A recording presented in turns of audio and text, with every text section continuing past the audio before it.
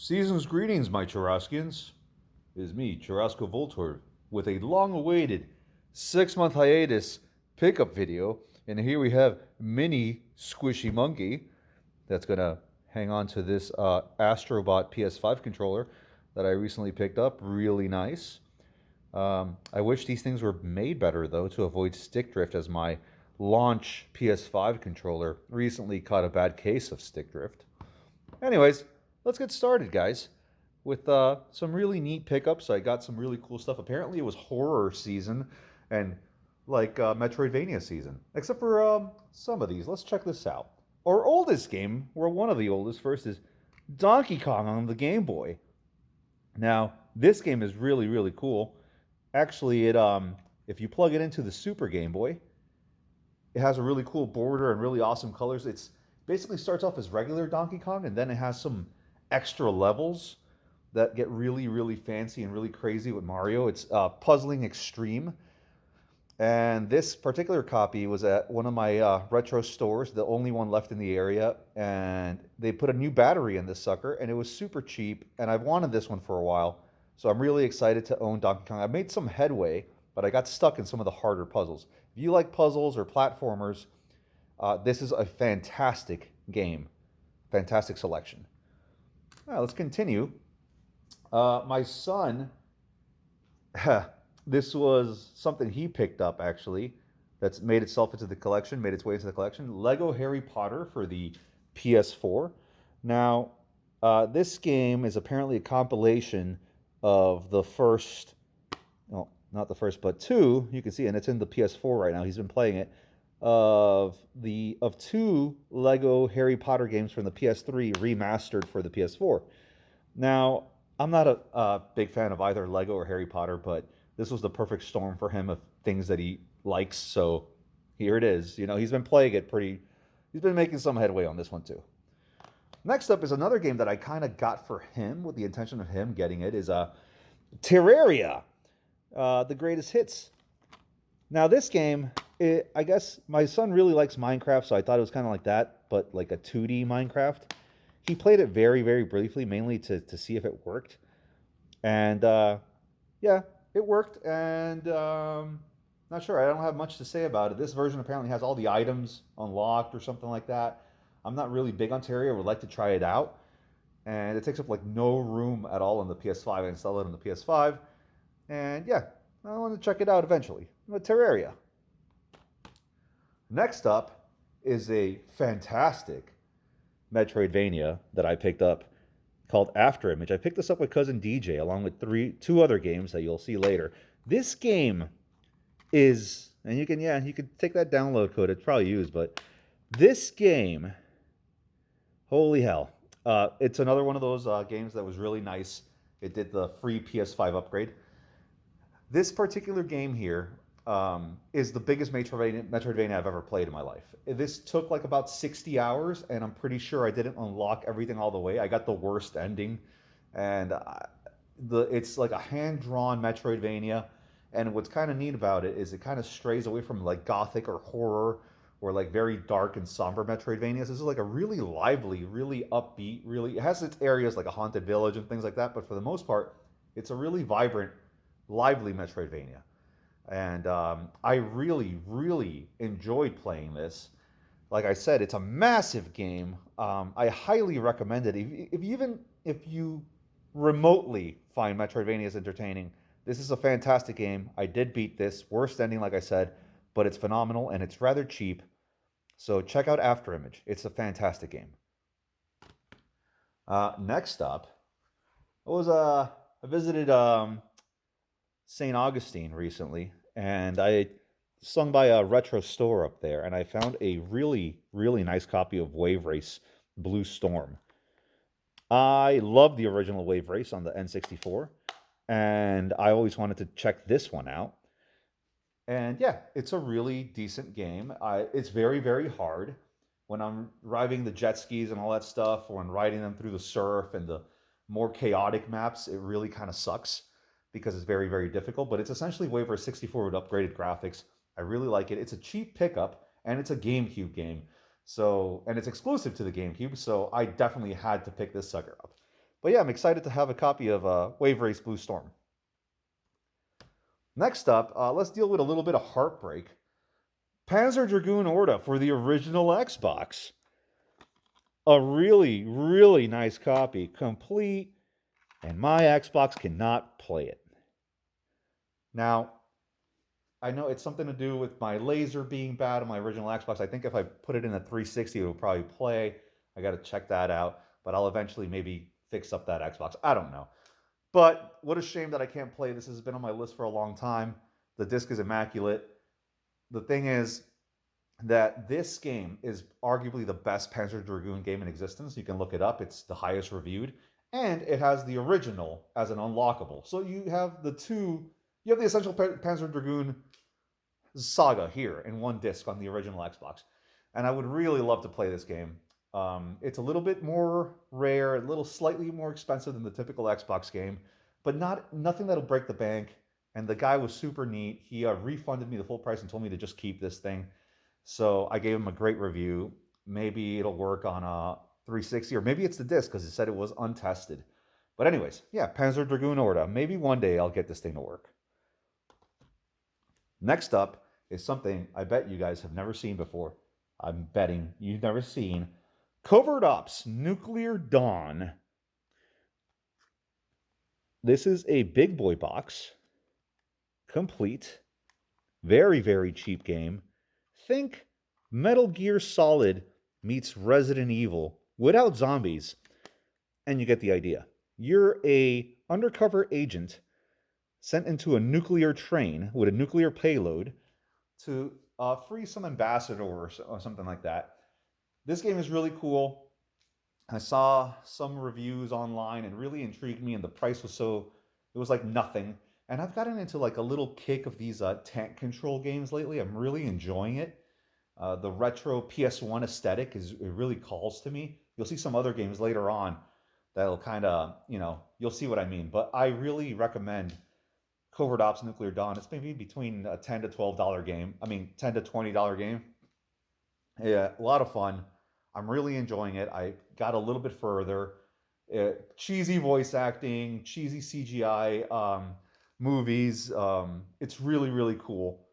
But I'm really enjoying my time with Covert Ops Nuclear Dawn. Well, let's continue with PS3 games. The Metal Gear Solid HD Collection.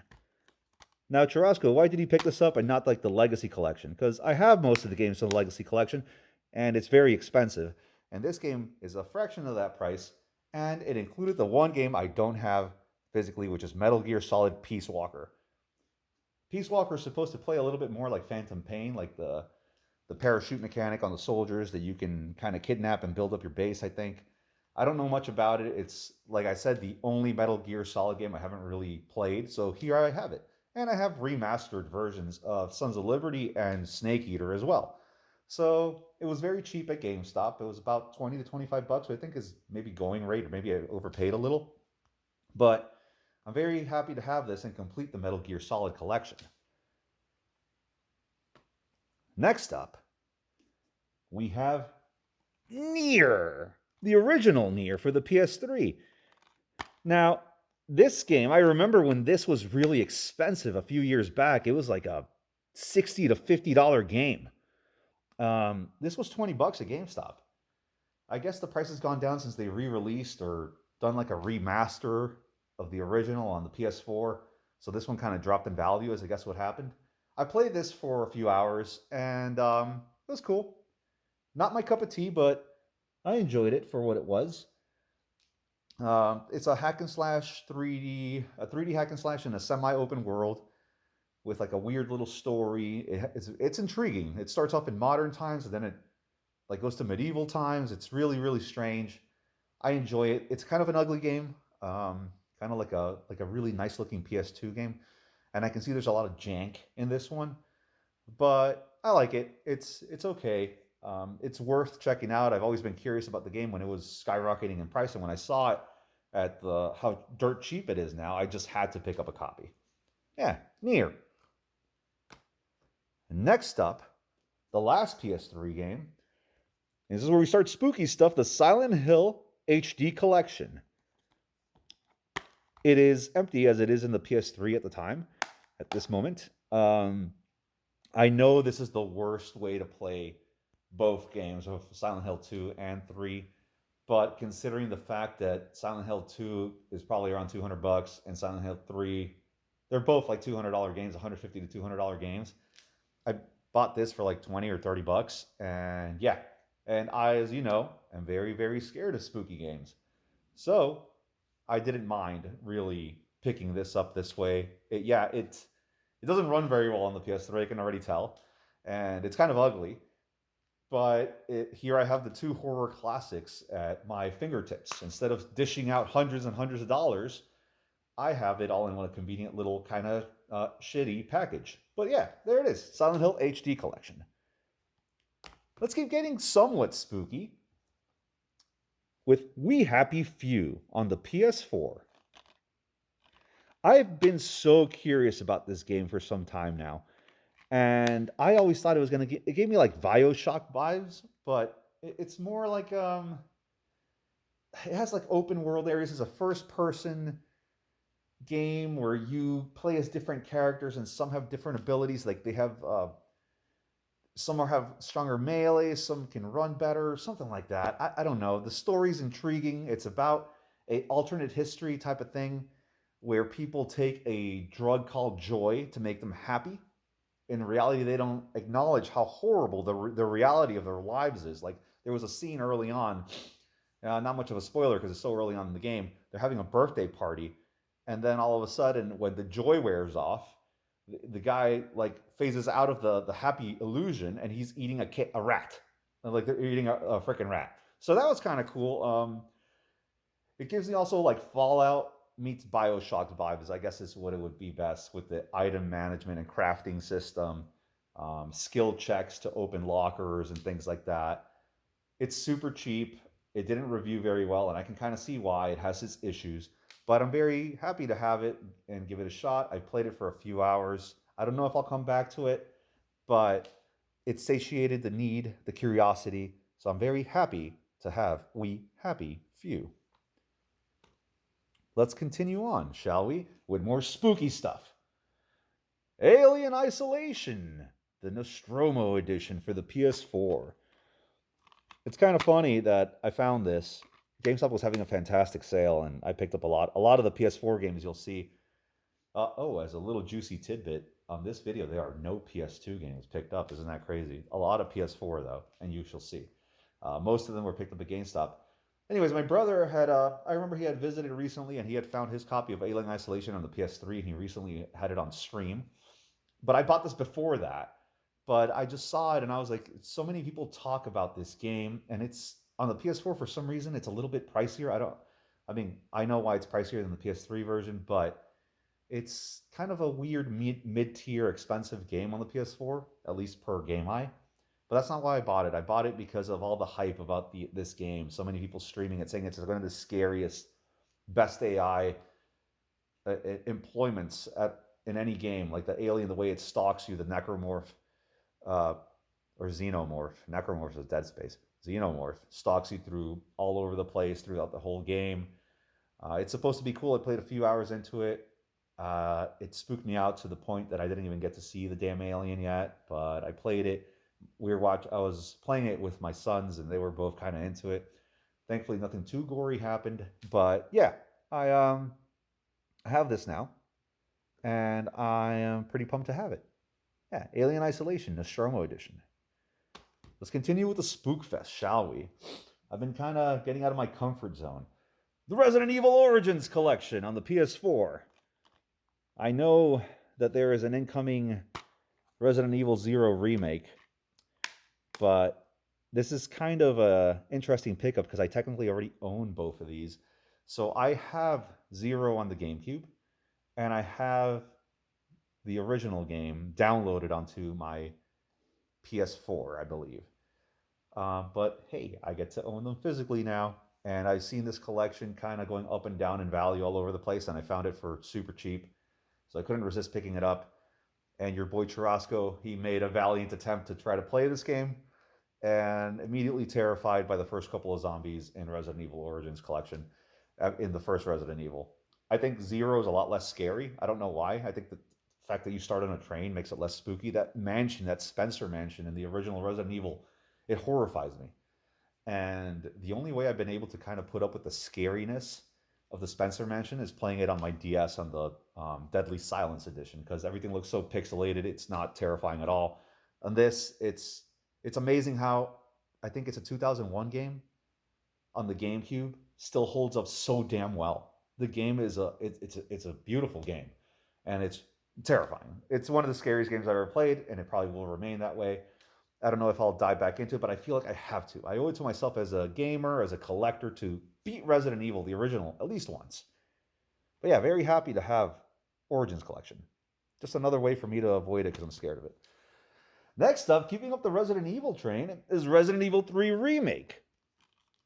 I've been looking for this one for a while because I think the prices have not been to my liking for a game that's already a few years old, and I didn't review well. I'm aware that this is the inferior way to play Resident Evil 3. The remake wasn't held in high regard, cut out some stages or some parts of the game, and I know the Nemesis is kind of nerfed. But I've come to a conclusion, ladies and gentlemen.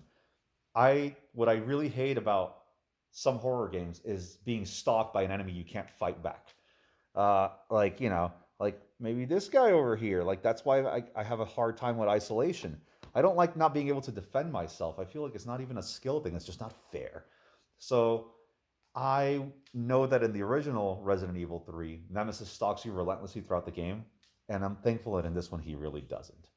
I've already beaten this game, actually, and I wasn't super scared of it. It's not horrifying. It has its moments that it gives you the heebie-jeebies, but it's not really what I would call a scary game. I love the ammunition and item management in this game. I love the combat. The graphics is a great looking game. It updated once again to the PS5 version for free. Very nice. And yeah, I played it through and it was about 10 to 12 hours. I really enjoyed my time and I highly recommend it. And now, slowly but surely, I am gathering more knowledge about the Resident Evil universe as I play these classic games. Even though I did it this way through the remake, I get it. I get it. It's not the popular way.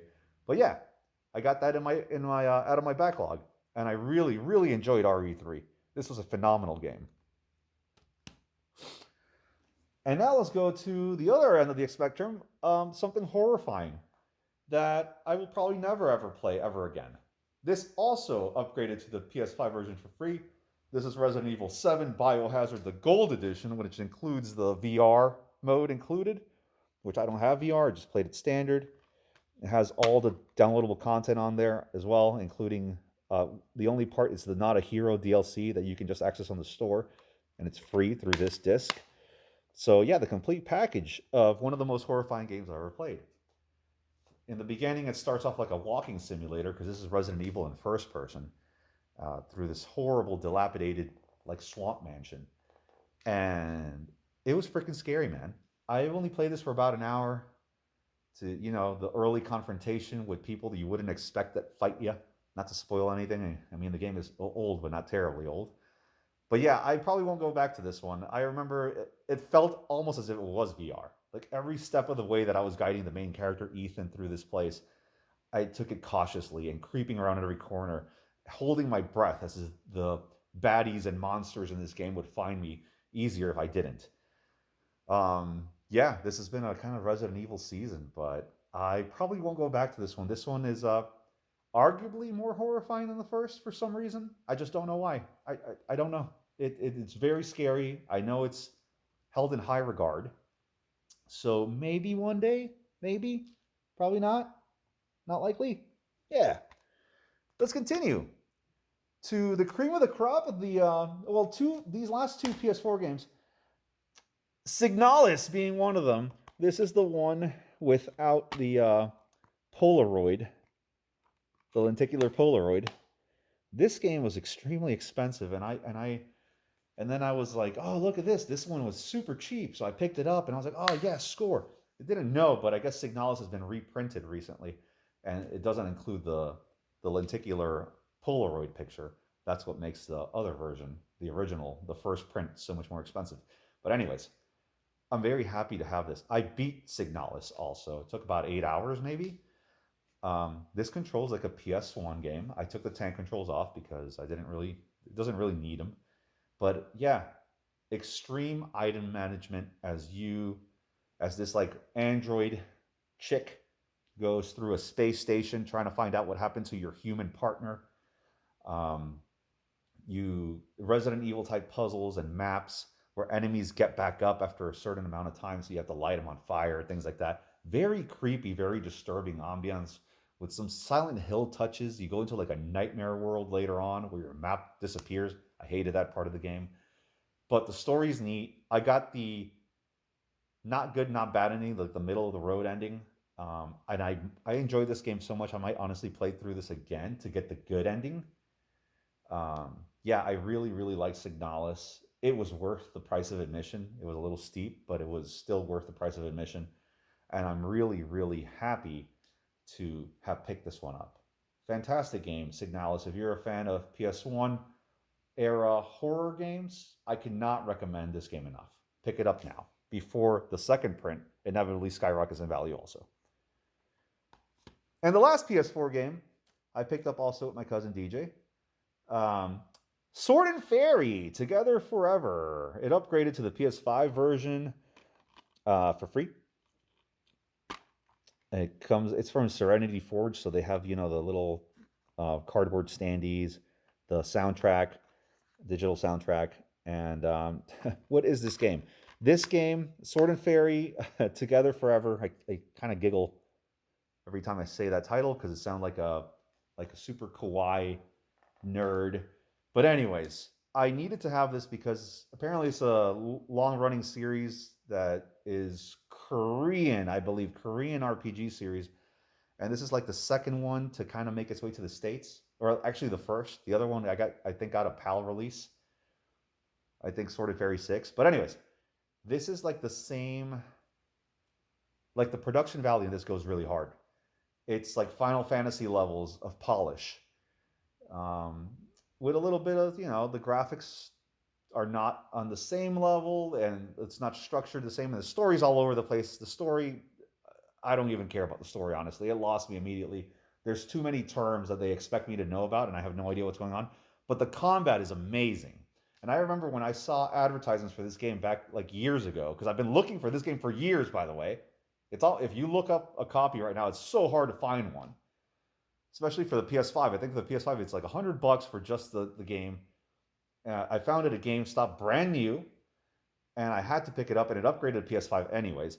When this game was being advertised, I thought I got this in Stellar Blade confused because the main character, she wears like a jade outfit, kind of like Eve's planet diving suit, and I kind of got confused with the games at first. I mixed them up, but this is a really, really cool game. I really, really enjoyed my time. I beat this one also. It took about just shy of 40 hours, maybe. Lots of quests. It got to the point that it overstayed its welcome a bit. It just, I had to, like, side quests kept popping up, and I wanted to just clear them all out and do the game to 100% completion, which I essentially did. Combat is great. It's real time combat. You could switch between your four party members. You got your lead, you got the basic strong guy, wizard chick, and like a thief that shoots arrows. Really cool game. It has some weird stealth portions when you play as the thief guy, which I could, kind of leave it. I don't really care about that. But it's a really, really great game, and it's really, really a good-looking game. It's fantastic. This I haven't played a long RPG in a while, and this kind of scratched that itch. And I'm really happy to have the Sword and Fairy. It's actually one of my best finds on this pickups video. If you guys don't know much about it, I don't blame you. But I would say if you even remotely like real-time combat RPGs, check this out. It's really cool. Lots of mythology involved, really intricate story. If you can follow it, hey, good on you. Anyways, guys, before we move on to PS5 and birthday presents, let's go to part 2 of the video because my phone's about to cut out. I'll see you in part 2.